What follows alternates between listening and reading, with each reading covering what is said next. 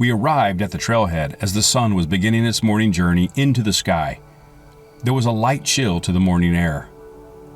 We would be hiking Sender de la Sierra, which translates to Path of the Mountain Range or Trail of the Ridge. We will follow route PRCV464. Near the very limited parking area, there's an information board that will provide all the details for the hikes in the area.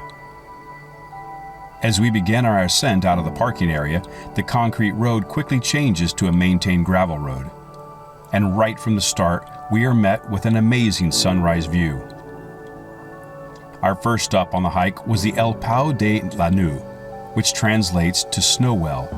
There are approximately 30 of these snow wells on the north side of the Aitana Mountains where we're hiking today. This particular snow well produced approximately 275 tons of ice for the locals during the late 18th and early 19th century. Make sure to pause the video and read about the snow well in more detail. Although the snow well was overgrown now, it still looks pretty cool up close. Back on the trail, we came to a very cool hairpin turn on the trail, which makes for a cool photo opportunity. And it also shows a bit more perspective of the degree of ascent. We also happened to cross some wild mushrooms on the trail. Our next point of reference is the Corral de Senores. Originally built as a sheepfold or corral for housing livestock, particularly sheep and goats, these structures were vital to the shepherd during the winter months in the Aitana Mountains.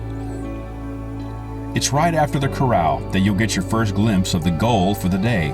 Known to the locals as La Bola or the Ball, it's a radar dome that belongs to the military radar station, which is operated by the Spanish Air Force. One of the things I found amazing on this trail were the variety of fruit trees growing. Here's a small orchard of cherry trees, and at the beginning we hiked past a small orchard of olive trees. Further up the trail, we walked by an orchard of almond trees. Now, I was a bit surprised that so many of the almonds had not been harvested and left to rot on the tree. It made me wonder if these orchards were abandoned. As we continued to ascend the trail, periodically we would come across small patches of pine trees.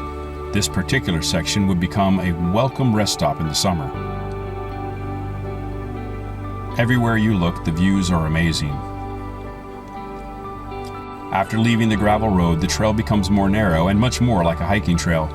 The trail is easy to follow and has several trail markers throughout.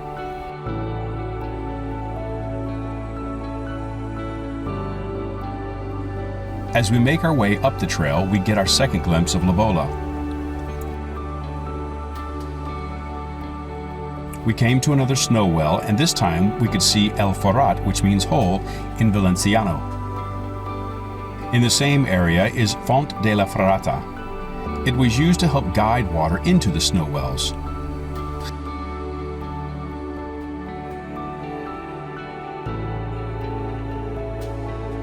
The next section of the hike is a bit more rocky and leads to a narrow space between the rocks that will allow us to get to the other side of the mountain.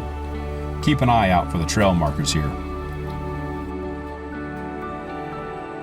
Having good hiking shoes for this section is a must, and there's a chain anchored to the rock to help you navigate through the crack. At the top of this section, we got another view of El Ferrat, this time much higher and in line with the hole. After squeezing through the crack at the top, we make it to the other side of the mountain. Wild thyme grows all over this side of the mountain, and it's also more windy on this side as well.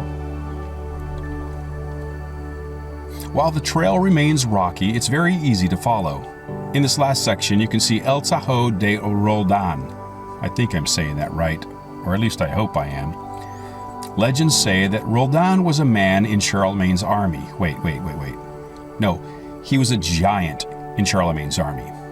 No, I don't think that's correct either. Wait, he was a giant knight in the army of Charlemagne. Yep, that's it.